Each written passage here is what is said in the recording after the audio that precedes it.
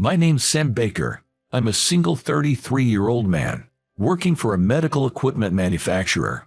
I've just moved back to the head office from our regional branch after 10 years. My boss, Director Johnson, was very happy to welcome me back. Sam, congratulations on returning to the head office. Today's on me. Drink as much as you want, he said, patting me on the shoulder with a beer mug in his hand. He invited me out for a drink, partly to celebrate my return to the head office.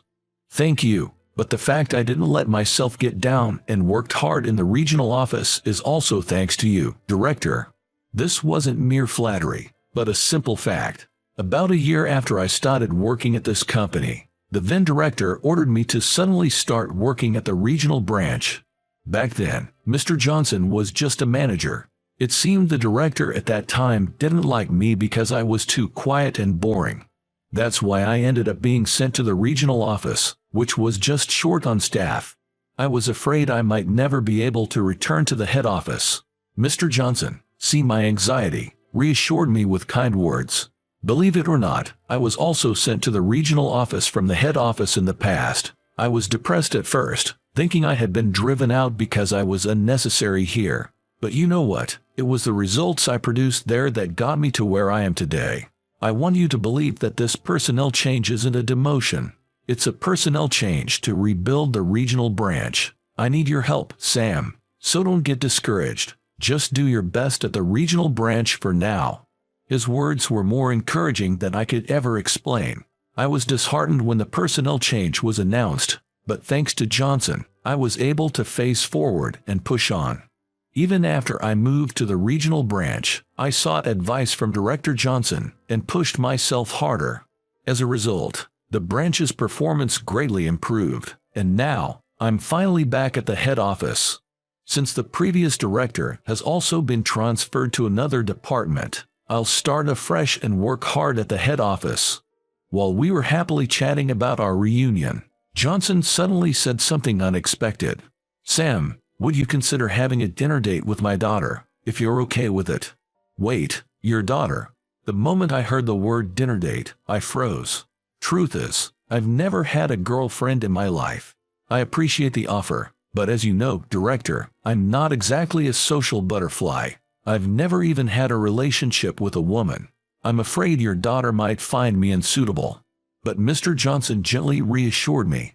That's not true at all. Compared to 10 years ago, Sam, you're a completely different person. You've grown through your struggles in the regional branch, and you communicate smoothly now. I highly value that part of you. That's what I thought of introducing you to my daughter, and I believe you two would be compatible in terms of personality. It's just a casual dinner to meet each other, so don't worry.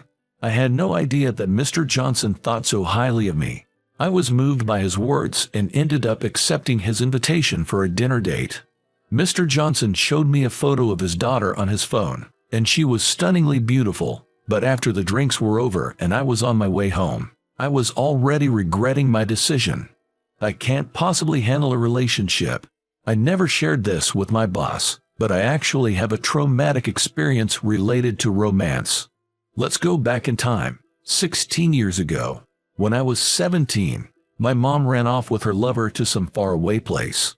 The shock of my mom's disappearance hit me hard, but the bad news didn't stop there. My dad, angry and feeling betrayed by my mom, started taking it out on me. Your mother left us because she couldn't stand you. You'll live a lonely life, unloved by anyone. He ranted, drowning his sorrows in booze. I think seeing my face, which resembled my mother's, must have pissed him off. I didn't have any notable skills or talents. Perhaps I lacked the charm as a child to keep my mom from leaving my dad. His harsh words hurt me deeply, and my introverted personality grew stronger. From then on, my dad's drinking got worse. He left all the house chores to me, and he'd quickly resort to violence when something displeased him. I had to do all the housework perfectly to avoid my father's anger, and before I knew it, I started being late to school more frequently. Constant tardiness, a destructive home environment, and the negative aura surrounding me led me to isolate myself from everyone around me. I started to feel uncomfortable in my own class and began to seek refuge in the school nurse's office.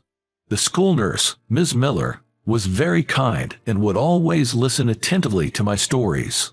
Although I couldn't share everything considering my father's situation, the mere presence of Ms. Miller, who would lend me her time and ears, was a relief to me.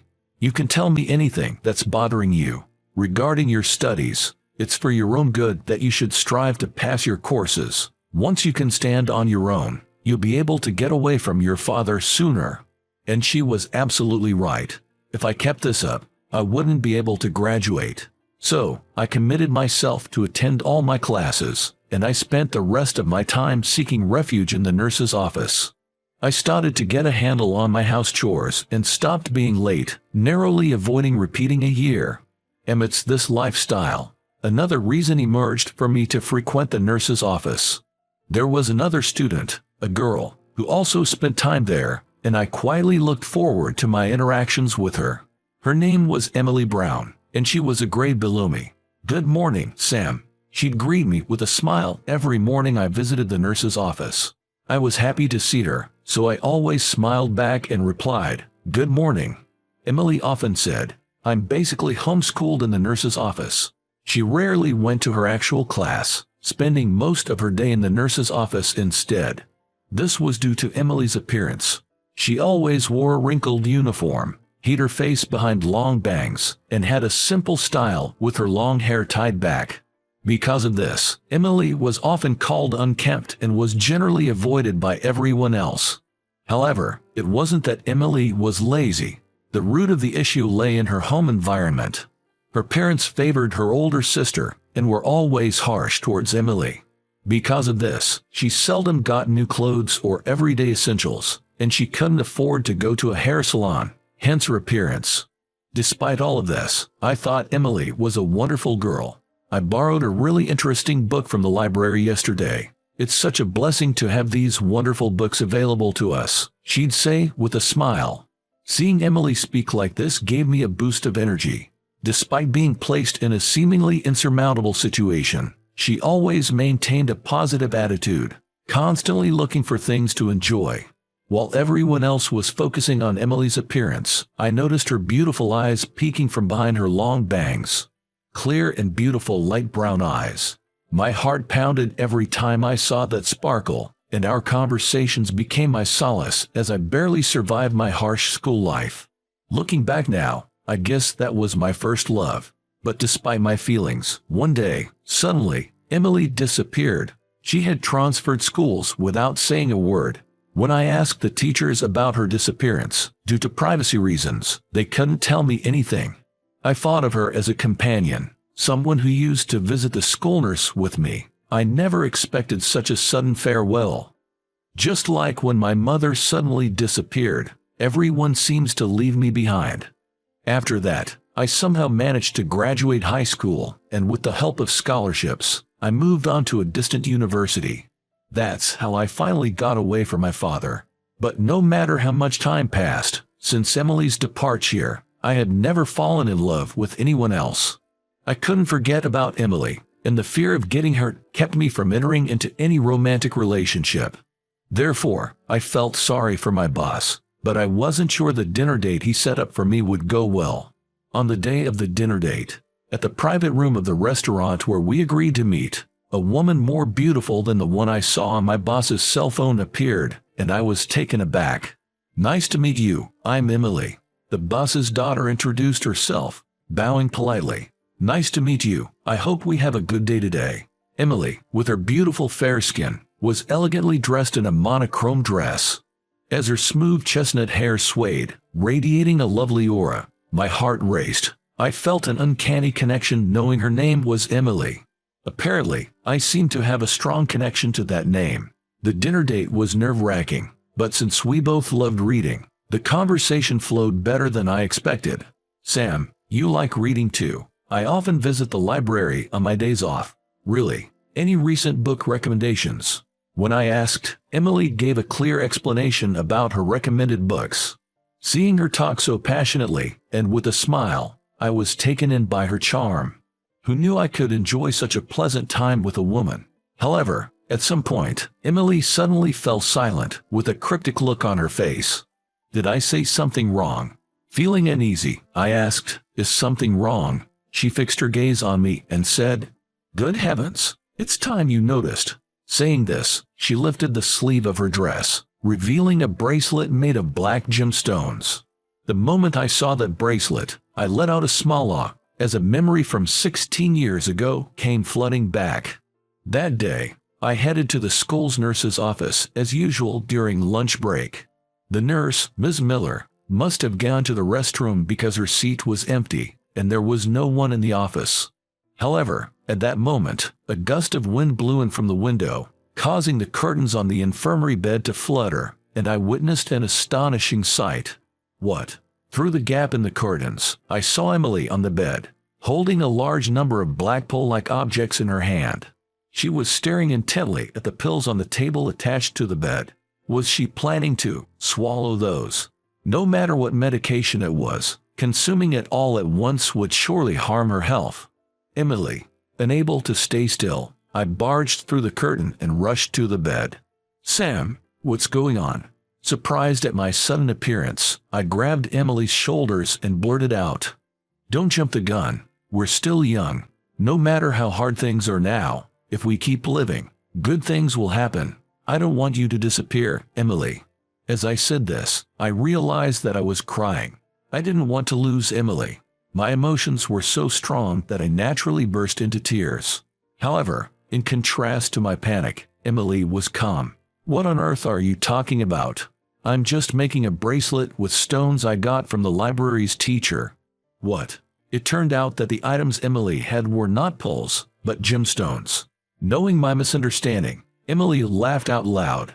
Feeling embarrassed about my overreaction, I blushed.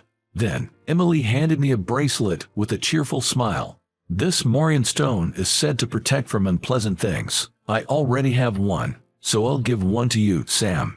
"Really? Oh, thank you." I never expected to receive a gift from Emily, and I was genuinely happy. "Yes, because you're my important nurse's room buddy, Sam. And don't worry, I'm not going anywhere." Despite saying that, Emily disappeared without a trace. And now, that same Emily is right before my eyes. Unconsciously, my eyes filling with tears, I pulled out a black Morian bracelet from my suit pocket. It's been 16 years since then. I have been wearing it without fail. Before I knew it, my eyes too were moistened, just like her beautiful hazel eyes. I'm sorry for transferring schools so abruptly, but there was a profound reason behind it. According to her, her parents had been violent towards her, and feeling threatened because of their escalated behavior, she had run away from home. Emily's mother's brother was, in fact, Mr. Johnson, who was the director. The two of them were uncle and niece. And Emily had gone to ask for help from her uncle, who lived in the neighboring state. The director, who had always been worried about Emily, thought that he could no longer leave her with her parents, severed ties with his sister, and adopted Emily. And so Emily's last name changed from Brown to Johnson.